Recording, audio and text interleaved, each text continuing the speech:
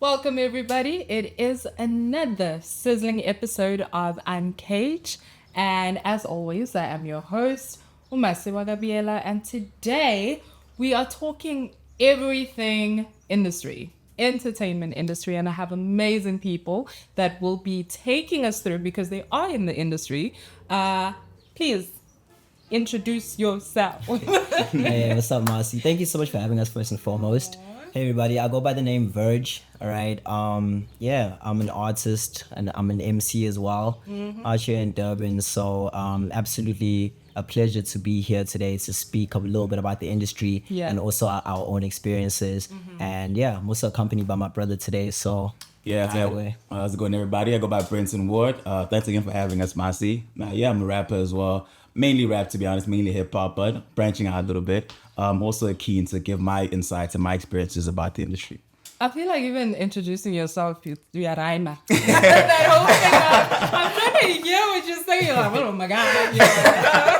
Bars, instincts. So then let's just get to it. We are all in the industry somehow. You know, we do different things. I just want to know, because I know my perspective, I want to know what is difficult, or is it actually difficult to be in the entertainment industry, and what makes it difficult for you guys as individuals? I mean, I'll be honest, it has its challenges, but it's also got like a lot of perks. You just need to kind of position yourself in a way where those difficulties can be managed, you know? And then you basically benefit highly off of the perks. So it's really just creating opportunities for yourself and for your brand and stuff like that, and staying as consistent as you can. I feel like the difficulties and everything, and that's all I can speak about it. Like, hours, hours, because we know, especially in the Durban scene, it's not easy. And with Durban, what I like about it is that there's a lot of talent here, there's a lot of potential, there's a lot of creatives. I just feel like the industry itself might not be as supportive as it should be of its own homegrown artists. That's all. That's why you normally find Durban artists, they'll end up going over to Jersey to go blow up and then that's bring what it back always home. happens. That is what always happens. The talent is right here, and then we are sugalana and go there because you don't get the exposure. Yeah, and the thing is, I'll say, like, I give a lot of props to Jersey, because Jersey it's a fantastic industry. It's massive. All the young artists are popping off. It's amazing. Like, props to Jersey. I just feel there's so much here though at home that's homegrown that we need to be locking in and focusing on. Okay, all right. Since, like I said, it's very broad. And we all do similar but different things.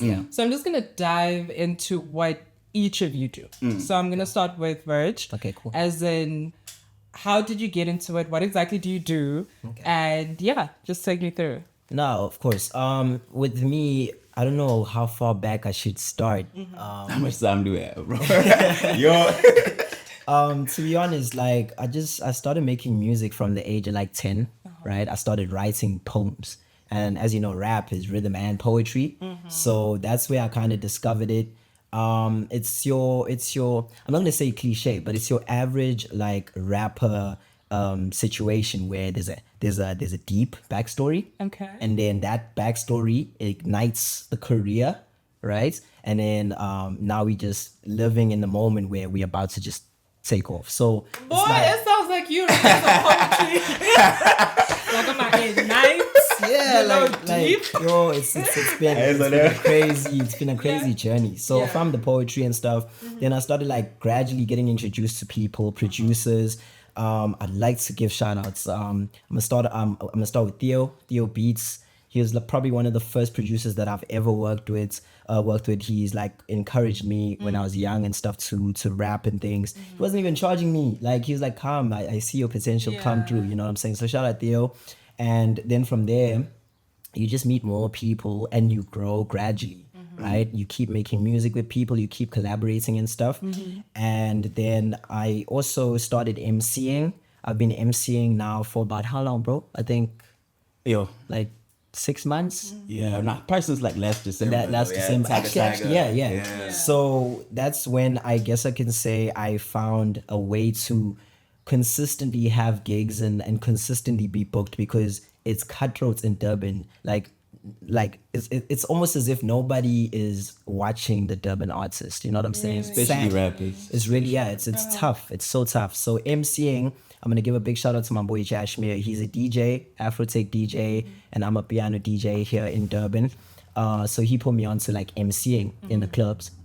So we started just running around Durban. I was his MC all over the place, and we had a song, and I'm a piano song called Piano Land. And then I performed the song on his set. So for an hour, I'm MCing for him, right? And then within that hour, I'd perform the song and various other songs as well. Do you think, sorry, just to catch No, of you, course, because you're talking about MCing. So do you think it made it easier for you, like, ngathini uqila kakhulu MCing, it gave you more exposure compared to actually rising up as an artist? As an artist, I'll be honest. Like I was saying, you gotta place yourself in a position where you can create the opportunities. Because just before MCing, there were bookings, but not like how we book now. You know what I'm saying? So the MCing, it helped for me to connect and get to know more people and things of that sort. It helped the exposure of the brand. And then at the end of the day, I am still first and foremost an artist. So for me, I feel like that's a good little summary of what it is. One thing though that I want to put out there, because I'd love for Durban artists to also try this, is the corporate routes, right? It's also very cutthroat, right? For its own reasons, and I feel like those reasons you'll understand when you get there. But corporate, bro, people have money in corporate, and they are always looking for innovative ways to put their brands out there. So when, as an artist, like find a way to link up with corporates, because corporates, right, there's people who are there, like managers, etc., who know people who are successful. And those people, if they make a connection with you, or you make that connection, you take that effort to make the connection with them, they'll then take you and start to introduce you to people. And we know that this industry, it's all about who you know. It's not even about being talented anymore. Okay, wait. You mentioning corporate routes. Please school me. What is that? Because when I'm in corporate, they're thinking business. But like, how does that mix up with all of this? So hip hop and music and stuff, right? There's a street factor, and then there's the corporate factor. Like being mainstream and radio and friendly and all of that. There's a certain image that you need to portray, and a certain way that you need to uphold yourself for people to receive you in that catalog. But then there's also the street. And you can't like forget the street. You can't forget where you come from. So corporate, I'll give you an example. Brenson and I, we did like an ambassadorship program with Rockomamas. Major shout out to tsrfood.co. Right? I'm going to be giving shout outs to There's so many people. And that's what I'm saying. Like, as you do it, you meet people, you connect, and those people give you an alley hoop in your career, even if you don't know that that's an alley hoop. Exactly. I feel like with artists, like they're waiting to like blow up or go viral or for something to happen. Like, you have to leverage your actual talents to actually get a benefit. So with Rocko Mamas, like we go in there, we bring our personality, we bring in our style, we bring in, you know, our videography skills, our editing skills, shoot content for it's not just about I rap, you know, I make music. You have to leverage and maximize your own skills as well to benefit entirely. You don't always have to be signed to a record label or this. There's private entities that are looking for creative like marketing opportunities. And they're aware of the power and strength of social media in 2024. So you leverage your talents to benefit them. Don't be shy to affiliate your brand. Like, for example, we did a Keys activation, Keys on Florida, right? Big shout out to Keys on Florida. We did a massive activation for shots, like they're doing shots for Thursdays, like next week it's cocktails. There's a whole lot of stuff, and now you get there, you network, there's influencers, everybody there is got nothing before you ask, right? Followers. You are invited before you ask. You can I don't know when it comes to shots. I can see the look. She's like, shots. The look in her eyes. Shots. She's not even listening to you. Yeah, no, I heard the invite part. You can carry on. Got you. I'll hit you. You can go through. So that's what it is. Just affiliate yourself with these brands. They are there. They are ready to work. Sometimes you will get a no, but that's life, dog. You gotta take the no, take it with a stride, and just keep going. Yo, yeah, so many no's, bro. So many no's. If I can tell you how many no's, you won't even like. You'll be like, how are you still doing this, man? Like, some people like quit and they get heartbroken off the no's, but it's the no's that lead to yeses, bro. It's them. I'm telling you. We'll come back to the no part and what's been happening there. And then yourself, sir. Bro. Yeah. For me, like, what was the question? It has to do with the corporate. It has to do with the corporate. I remember you were talking about just how you kind of got into music. For me, I'll be honest. In school, like I was like from young, I was a very like naughty child. I was a pretty disruptive class clown type of child. The reason for it is because like school I never saw like a purpose to it, because I've always wanted to just be creative and free, you know, and it felt like super rigid and constricting, which bothered me. Now the one like class that I was always 100% focused and attentive in was English though. Like English I loved from the beginning. Like since we were writing sentences in grade 1, I wanted to write the best sentences. I wanted to write everything. Mine had to be the best. Yeah, and my English teachers were the only people who looked at me not just as some class clown. They were like, no man, you've got some intelligence in you. You just need a medium to kind of direct it. So they've always given me that encouragement to kind of believe in my intelligence and my creativity. So that translates into me just having a desire to be smart and creative and put it out into the world. And to be honest with you, rapping and hip hop is the best way you can do that. Like when you're constructing your bars and your rhymes, you showing people, hey, I'm super creative and super intelligent at the same time. So I've always just been kind of ambitious to kind of show the world that like this is who I am. I have a different type of brain, and you know you can't just tell people that. You can't just explain that to people. You have to show it, and rapping it proves it immediately. Like when you rap. And I love the fact that you're speaking about school, because I know that I did take it back to like 10 when I started writing poetry. I kind of just jumped over school. In school, I won't even lie to you. In grade 10, right? That's literally where my career started to like project. Like I was doing shows like at school though, like school, like Deb's performances, matric dance, after party, like performances in school. So the school actually supported me. So if you're an artist, Brian, you're in Durban, you're still in high school, you've got the platform. It's an automatic fan base. You have hundreds of people. Yes. And the thing is, it's kind of compulsory for them to be there. You don't have to stress about attendance. They're gonna be there every day. Single time you're gonna have nothing less than 400 people in front of you listening to your music. Whether at that time your music is good, trash, or whatever it is, bro. But they there. And with me, it's crazy. Like I think where we differ a little bit. Like he was a musician, like from jump, like making music. I was focused on the aspect perfecting being a rapper. So for a long time I was doing rap battles and doing freestyles and doing ciphers. At school, like they pulled me out of the class, like go who's a rap, and the whole quad is filled up and stuff like that. So that's where I got the confidence to actually start rapping in front of my peers. You know what I'm saying? Like, hey, I can actually do this rapping thing. And only later on was I like, okay, let me start applying this technical skill I have into making good quality music. I just want to know, because you're talking about back then rapping and all of that, were you ever part of the, I don't know if I would say a season or whatever, this whole thing, Yipet Santa? Because I know that rappers and dancers, it was the thing. Yipet Santa was Yipet Santa was it, bro. Funny enough, the first person who ever took me to Yipet Santa was my aunt, bro. Like, people don't know that, like, I was introduced to hip hop by one of my aunts. Like we actually, like, our relationship now is actually pretty strained. But there's that connection I always have with her, that she put me onto hip hop. I'm listening to, like, first time I heard Soulja Boy and Lil Wayne and old school, like Tyler the Creator and stuff. Like, it was her just putting me on, making me like love hip hop. She was the first person that ever took me there, forced me to rap there, forced me to freestyle. Even when I was nervous, she's like, just go, just do it, just go on stage, just do whatever.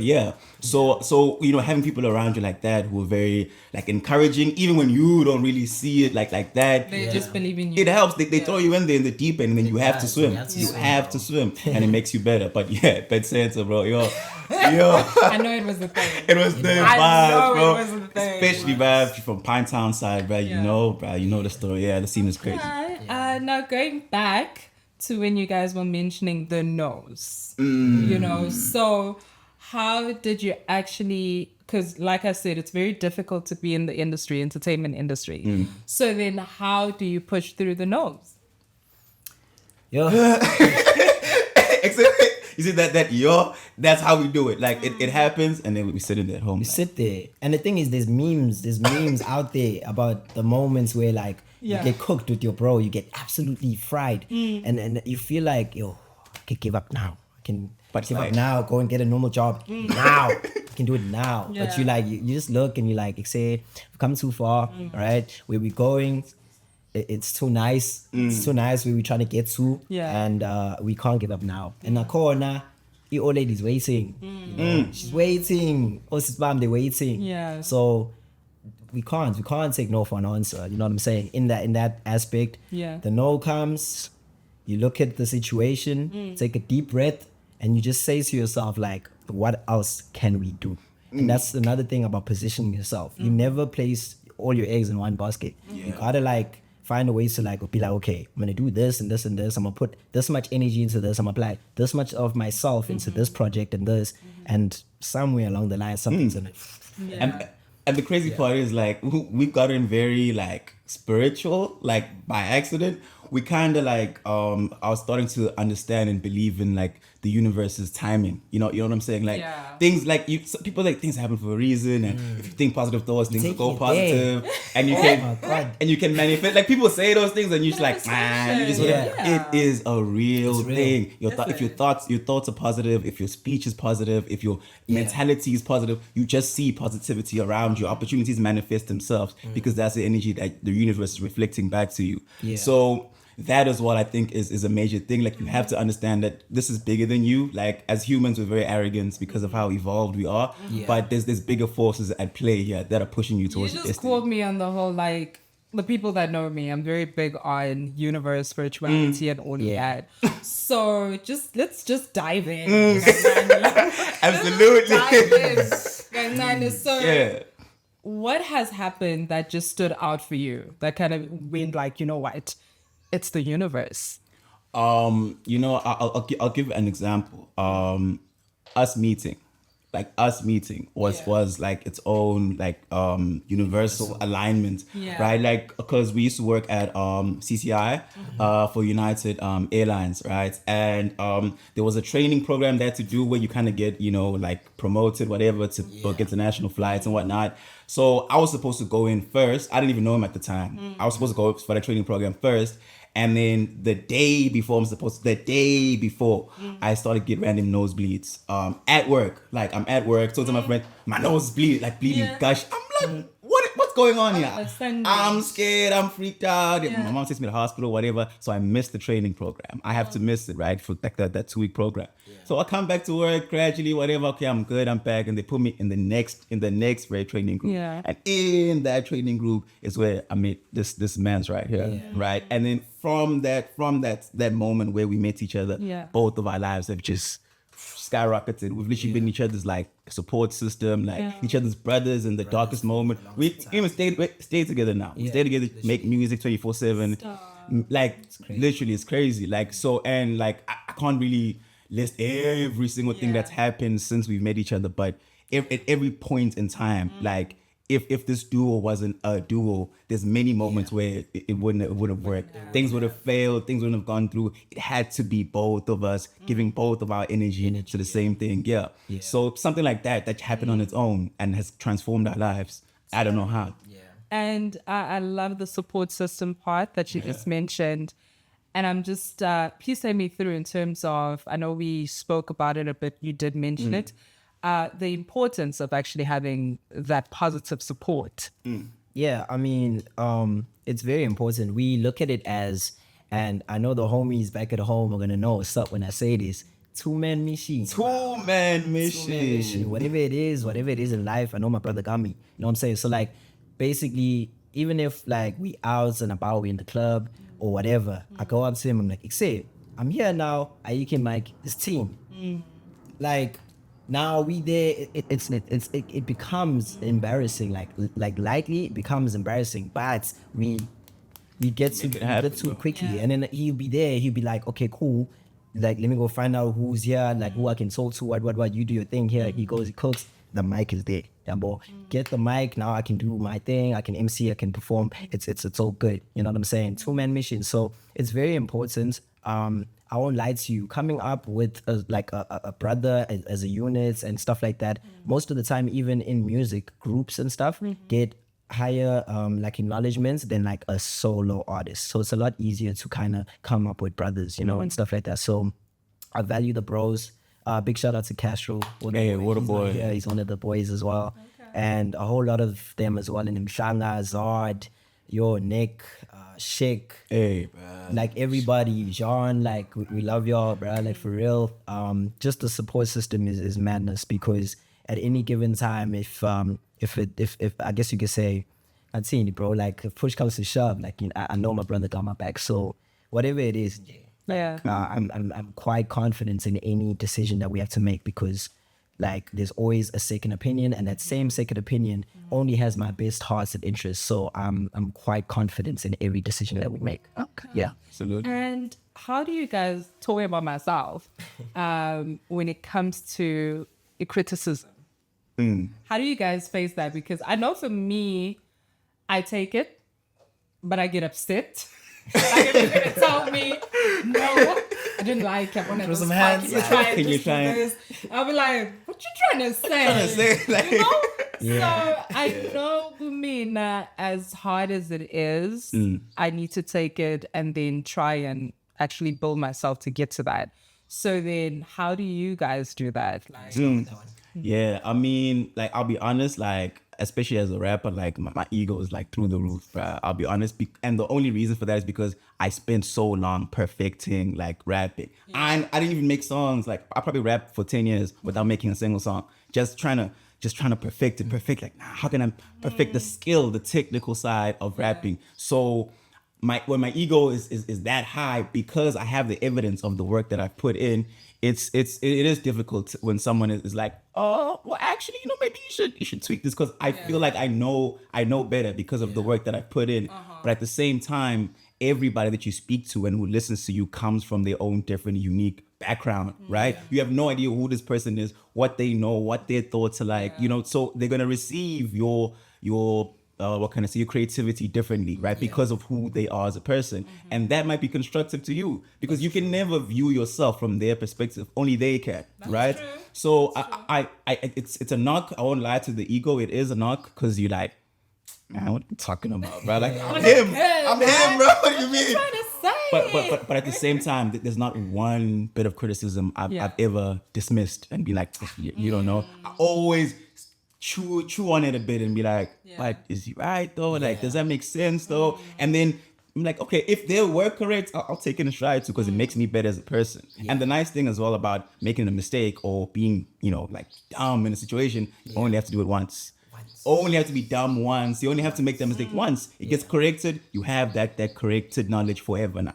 Type shit. So yeah, I'm always receptive of it. Though it does knock the ego. I can't lie about that. I mean, on the field or in the terms of critiques, right?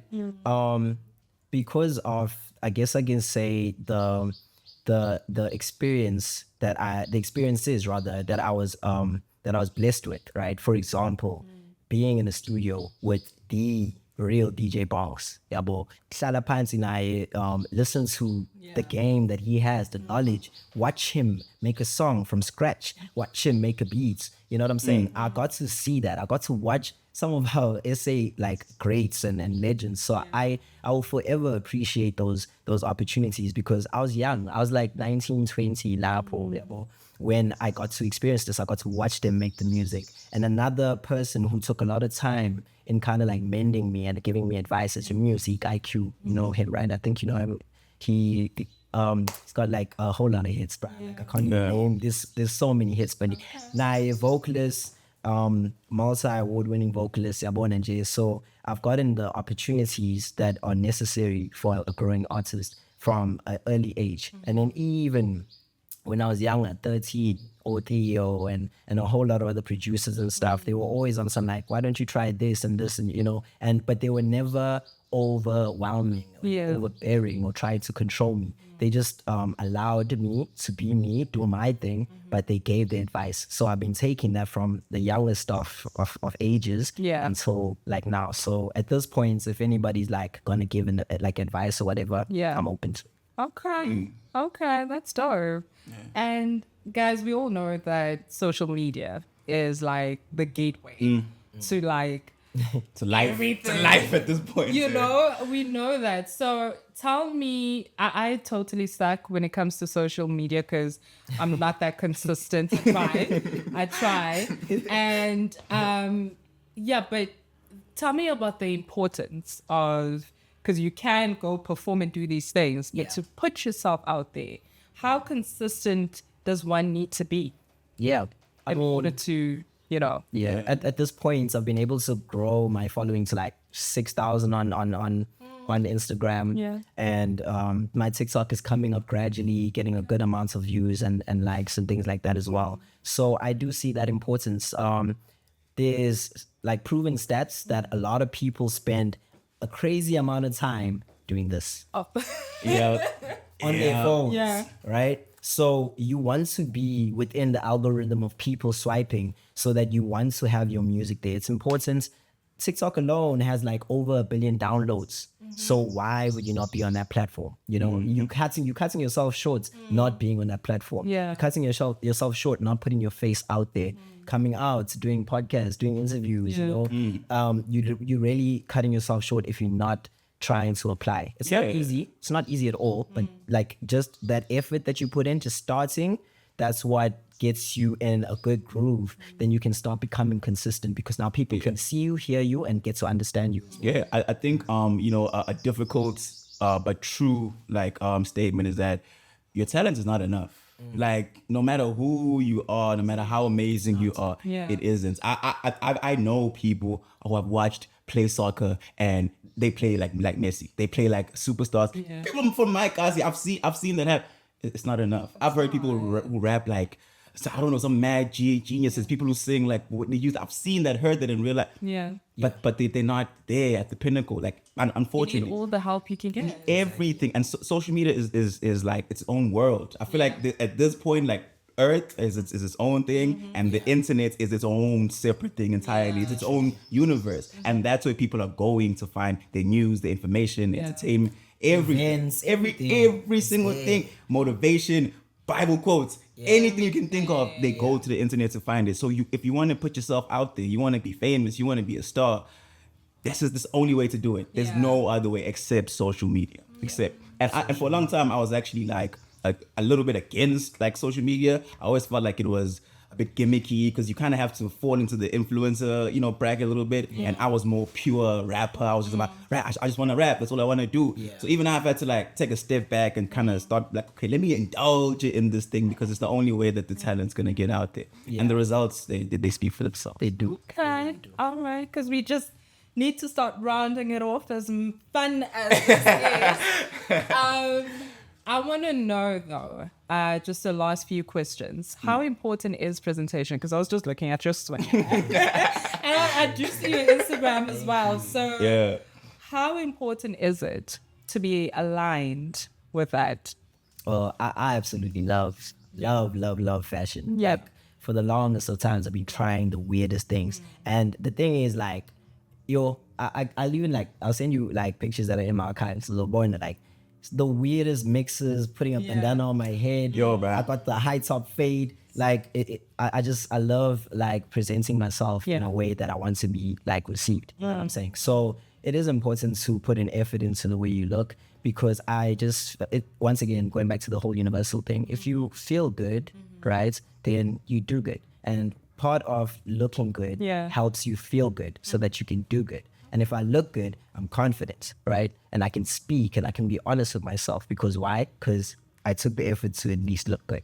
So whatever it is, wherever we are, I can show up. Why? Because I know I look good. So whoever's looking, whatever impression needs to be made. And also, you don't know who's looking. You never know who's watching you in the corner. So it's always good for you to make an effort. Whatever it is, make an effort, do something a little bit extra so that your brand is always on watch. Whether it's on camera, whether you like in a club space, performing, whatever it is that you're doing, somebody is watching you. So it's very important to present yourself in a specific way. Okay, that's dope. That's dope right there. Yeah, anything to say? Yeah, and I think especially like with the whole corporate thing, like they like there's a certain, I would say, perception they might have of rappers, you know, like, oh, they're this, they're that. I won't go into it because mostly not true. Yeah. So when you approaching them as an artist, it only takes a couple of seconds for them to decide who they think you are or what they think you are, and then you get to prove yourself after that, after they've already established some kind of, you know, idea of you in their head.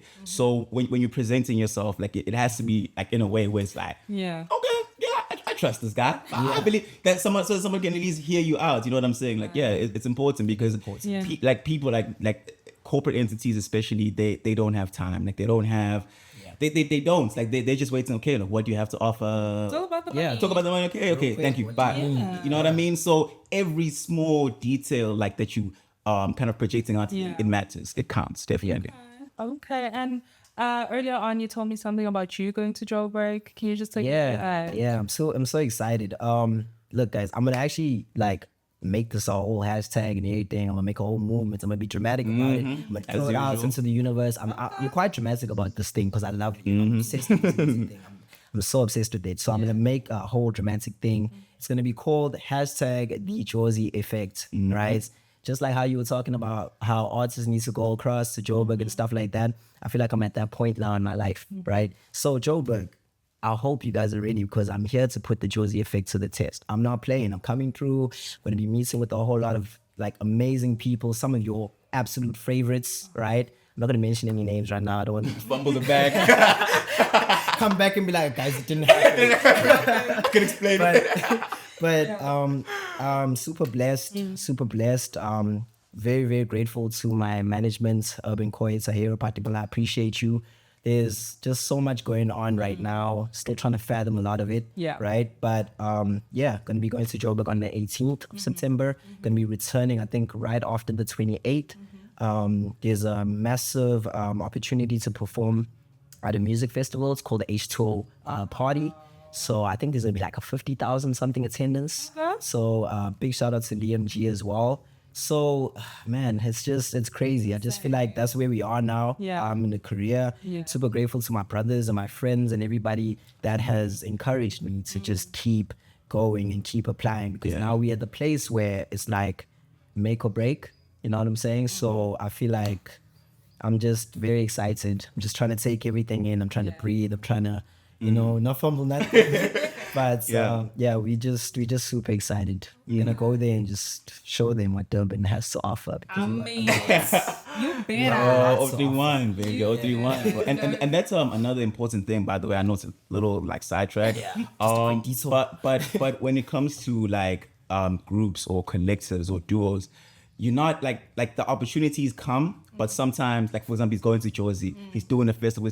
That like as the person who's like their friend, you have to show that support, be there for them, show them love. Don't let your ego be like, man, why is he getting there? Why is it him?